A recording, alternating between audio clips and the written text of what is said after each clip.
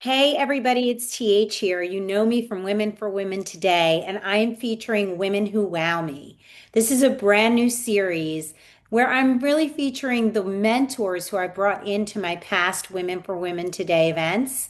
But I've dug a little bit deeper because you only get to hear a little bit at the events so that they can all share their time and stage. So I'm kicking off this series with Julie Wien. She is a licensed clinical social worker here in New Jersey, and I know, especially around the holidays, but there are many of us that struggle all year round with anxiety. And so we are going to dig into that topic, and I'm sharing my recording with you today. So if you have any questions specifically for Julie or for me, be sure to write them in the comments or send us an email at womenforwomentoday.com. Enjoy this episode. I just happen to have the right timing to speak to Julie Wien. She is a licensed clinical social worker here in Northern New Jersey. And I have been talking to her as a friend for years, and even in the recent months, really focusing on anxiety because everybody's got anxiety. But is it anxiety like anxiety? Or is it anxiety that you can kind of work through and then tomorrow you wake up and you're like, I'm good? So I'm thrilled to have Julie here with me today to really focus on what anxiety is, how to deal with it, how to temper it if you're in, public situations or stressful situations. And even if it's like a one day freak out, what can you do? So welcome to Divorce, Etc., Julie. Thank you for having me, TH. I'm really excited about this and excited to share my knowledge with you. Yes, I mean, I have been very lucky, everyone, because Julie has shared her knowledge with me to coach me with, my own issues. Did you hear how my voice went up when I said that? Um, but also really related to anxiety. Sometimes I don't even feel anxious, but my body is trembling inside. And I'm Yes. like, what is going on? So, Julie, let's just first very simply define. What does anxiety mean? What does the word mean? It's a body's natural response to stress or perceived danger. It's like an alarm system. And for millions of people, the alarm goes off too often, too intensely, and we turn to these protective instincts to help us cope when we are feeling overwhelmed. Anxiety is a broad stroke term, and there's many subsets of anxiety, such as social anxiety, panic disorder, phobia, OCD, etc. But they all share a common thread of overwhelming worry, fear, dread, like that real pit in the stomach. Anxiety itself, you have physical symptoms with anxiety. You feel it in your chest, you feel it in your throat, you feel it in your stomach. I mean, you could, nausea, queasiness, dizziness, headaches, all sorts of ailments that we feel, and people will go to the doctor and they'll think this is wrong and that's wrong. And then the doctor will tell them, well, it's not that, it's actually anxiety. Okay. So when somebody tells you tells you something like that, a lot of people's first response is, so you think I'm crazy because I have anxiety? Like, just get over it, go to yoga, learn to meditate, learn to breathe. How do I know if it's anxiety that's alarming that I really need to take a closer look at it versus anxiety versus a lesser degree? I mean, I'm Okay. sure there are varying degrees, Yes, of right? course. Yes. So, when you're looking at this from a clinical perspective, I would say you're in a constant state of worry, fear about a range of things. You feel on edge or keyed up, feeling like you're blanking out, your mind is racing, difficulty falling asleep, staying asleep, stomach aches, headache, tense muscles, rapid heartbeats. If it's related to more intense, like a panic attack, there is a sudden rush of intense fear, physical discomfort, and feeling like dread, like, or that you might feel like you're going to die, like you cannot maintain yourself in one's body. So you can't get over it. The panic attack, yes, you are really next level. So if you can wake up a few hours later, or it doesn't stay with you for a period of time, then it's nothing to really be alarmed about. No, but Okay. this is where it all comes down to what we call level of functioning. And what does that mean? How do we function in different domains? And are we effective in our functioning? Are we missing social events? Are we having difficulty going to work, going to school? Are we not able to perform some activities that we used to do or used to like to do? Hmm. Because the fear of dread and doom and that you can't get out of your own way comes to the forefront. So there's a real, step by step approach here. So it's not just, I have anxiety. Okay, everybody right now in the world has anxiety. Has But some level how of anxiety. exactly, but how are we managing it? Are people managing it? Are they coping? Or are they really struggling? And what does that mean? So it's almost like if you're paralyzing yourself, right? Is it like is it a self-fulfilling prophecy? If you worry about something, then you're not going to go do it, or you're going to be afraid to do it, and so then you don't do it. And then if you don't do it, you're going to continue to be afraid to do it because you're afraid to do it because there's anxiety about doing it. Like Yes. flying. Let's use Yeah, flying as exactly. a So easy that's example. exactly. That's the phobia of flying, the phobia of vomiting. There's all of that which comes into anxiety. You know what I'm saying? So is it So, like I feel like people become their own worst enemy, right? well, yes, except that what I could say is that when people are really suffering, they are not able to function in many life domains. So it's how are we managing ourselves? Can we sleep? Can we eat? Can we concentrate? How is our memory? How is, you know, our ability to understand things that we need to do so our mind So doesn't go blank, all sorts of things like that. so if anxiety is preventing me from flying, what do I do about it? Well, that's where, if it becomes impairing and you're not doing it and you want to go places and you feel that you're suffering or what have you, this is where you need to reach out for help. And there are models such as cognitive behavioral therapy that works directly on these things in a very systematic approach to, go over this little at a time, piece by piece, and break it down. So so how do you know the right person? Do you just look up cognitive behavioral therapy? Well, psychology today is actually pretty good and it shows you what the therapist does. If you look at each person's profile, it'll show you what they specialize in, teens, adults, all sorts of different things. And it will also show you what types of therapy do they do. And Okay, so, so that's Psychology Today. yes. Okay, so psychologytoday.com. And then you can go on, the Beck Institute. They're the ones that really, were the forefront of cognitive behavioral therapy. And they also have links and suggestions about that as well. And how do you spell back? BECK. Okay. And we'll have this all in the show notes, everybody.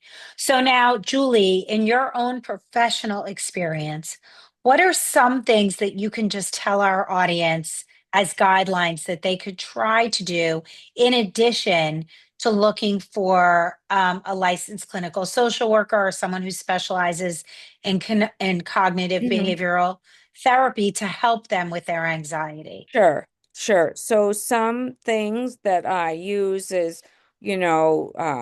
sensory balls to help like, reset them, ground them. I do it breathe in 5, hold it for 2, and blow out 7 3 or 4 times. There's another one, the 3-3-3 model, which is 3 things that you see, 3 things that you hear, 3 things that you feel, things of that nature. There is a whole bunch of different techniques that are utilized to help ground the person when they're feeling like that.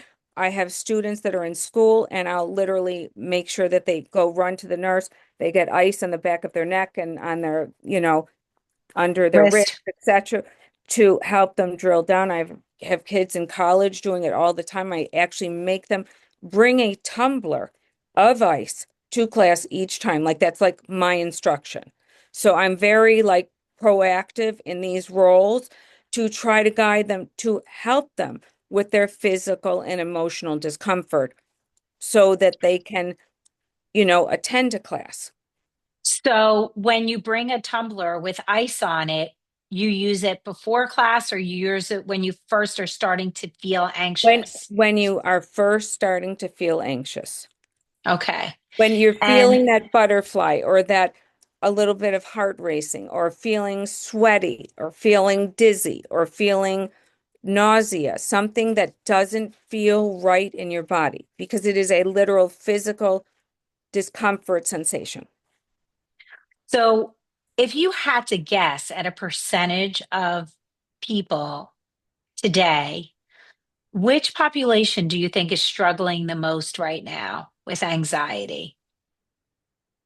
It's too hard to assess. I have to be honest So with you. it's everybody. I would say it's everybody right now. I say Yeah. that we are in a tremendous state of uncertainty due to a multitude of events that are going on, whether it's the world, healthcare, all sorts of different things.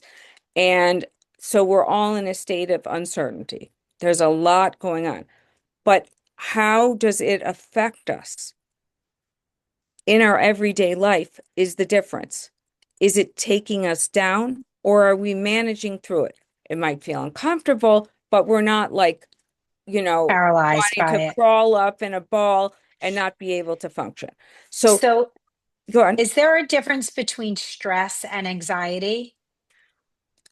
Well, yes and no. I mean, I would say that they kind of are, hand in glove in a way.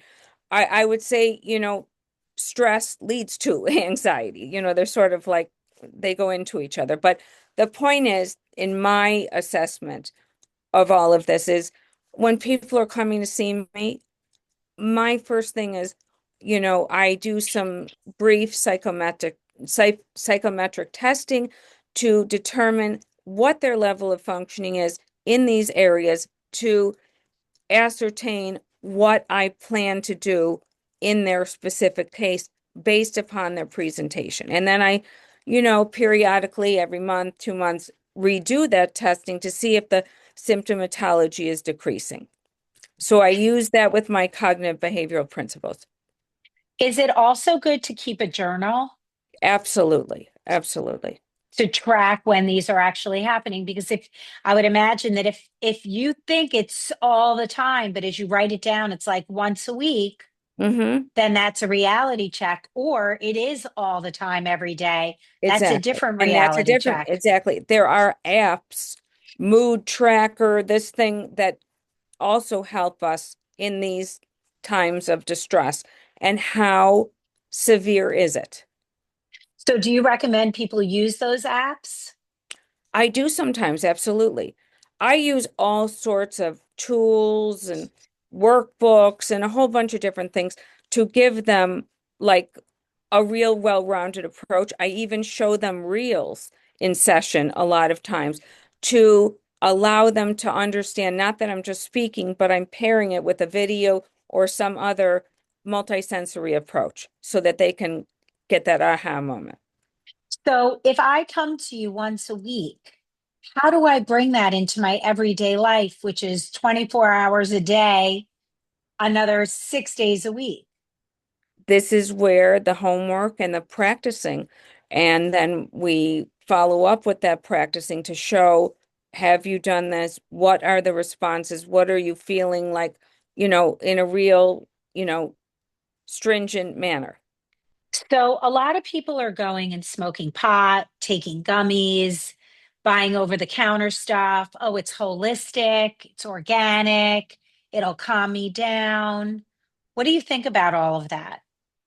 I think that the gummies that they're getting at some smoke shop or whatever are actually very bad for us. I think that they are, there's many, many studies online, and I can tell you that those kids that I have seen in my office that have done them, I would say at least 10 or more in the past year and a half have had weed psychosis, gone to the hospital, have to be medicated. Some of them haven't fully actually recovered as a result of it. It's really And actually quite serious. and smoking pot too. Smoking pot too, absolutely. So don't use the crutch of pot, gummies, drinking for sure, because then I would That's imagine, a depressant, like yep. all of that is a crutch, but an unhealthy crutch. So what kinds of things other than coming to you, using some apps? I mean, when I know you said when it Listening becomes to calming music, okay? okay. Headspace. I could, just list a whole bunch of things. Listening to podcasts, Mel Robbins, Brene Brown, whatever it is that kind of helps motivate you and kind of turns the thought pattern around. But it's like we are trying to oversaturate you in a different way to help you calm down those unhealthy thoughts and feelings and emotions.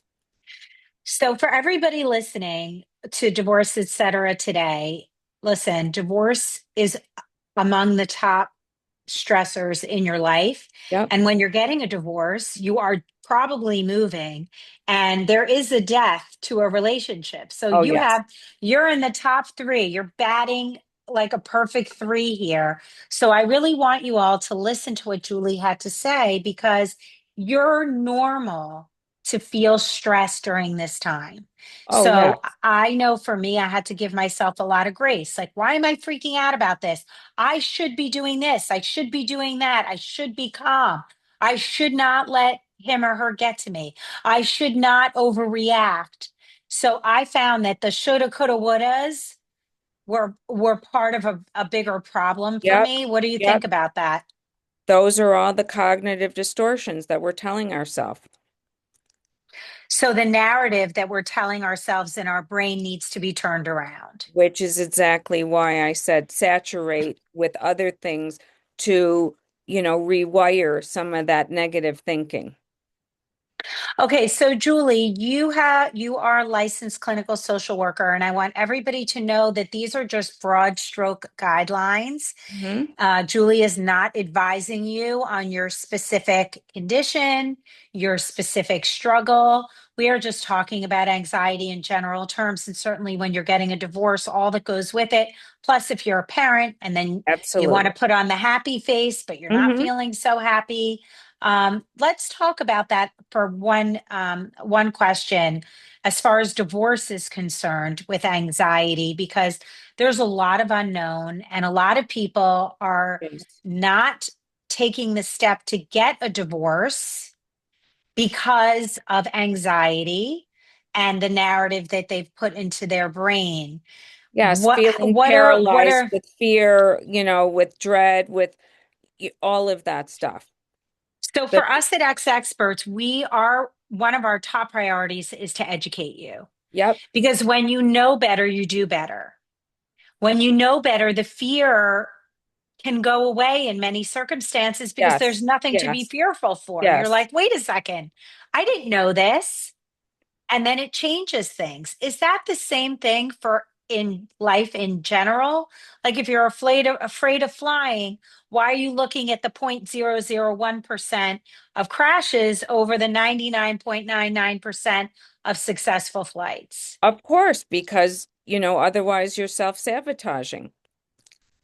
And we, in our mind, usually are thinking of the negative. We have to learn proactively how to rewire and rethink things that are really fact versus a feeling.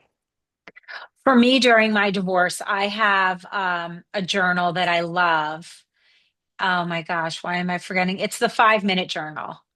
And so it starts your day off with a positive mantra. Hmm. And then it asks you for the three things that you hope will happen today and a daily affirmation for yourself. So you are beginning your day with positive messaging in your head. Yep. And then at the end of the day, before you go to sleep, you write the three things that went well and the three things that you would have liked to have gone differently. And Yes. I do remember one time, one of the things I would have liked to have done differently was I was home all day. My son was home, which was a rarity, and I didn't spend any real quality time with him. And what that made me do the next day was make sure that I had quality time with my son. So I have found that really writing stuff down will help me with the positive messaging during divorce. It also helps me stay accountable Yep. to myself, Hmm. but also, no, I didn't spend time with my son that day, but I also didn't completely lose my shit about it because I knew tomorrow was a new opportunity to write a different story. Exactly. Those short-term goals, those small wins. So tell us about small wins because I feel like that has helped me so much with my stress and anxiety when I literally take a pencil to paper and I write things down. I'm usually surprised. Well, I think that that action of doing in and of itself helps the brain, the body to sort of, really come together in a very different way. I think that, when one is undergoing such a situation, such as divorce, which by Yep. the way is, up there, one, two, three, psychosocial stressor, very, very, high on the chart. We are worried about so many things and not understanding what to do first, what to do second, what to do third, and to have a journal or to have, they have journaling on the phone too. Yeah. And then, putting reminders in your phone so that you're always keeping yourself accountable to those actions and showing you progress in real time. I like writing stuff down. I do a lot of voice messages, but Yeah. I'm a very visual person, and I have mantras around my house. They're on my mugs, they're on my plaques, they're on my phone, and that has also been a really great way to keep me positive. Now, there is legit anxiety out there, and really finding a healthy way for you to live your life, I have found for me has helped reduce. Maybe the anxiety is still acute, it just doesn't last as long for me anymore. But it sounds like you're having a lot of messaging go into you from many different ways to help you help yourself, which is really something that is necessary because there's so many other things out there that you're pulled at that does have a negative message. And it's about trying to reframe that mantra in your brain. Yeah. Well, thank you so much, Julie. Do you have any closing comments? And do you want to tell everybody a little bit more about you and how to get in touch with you? Sure. I want to thank you, TH, so much. This was a wonderful opportunity, and I hope that you found it useful.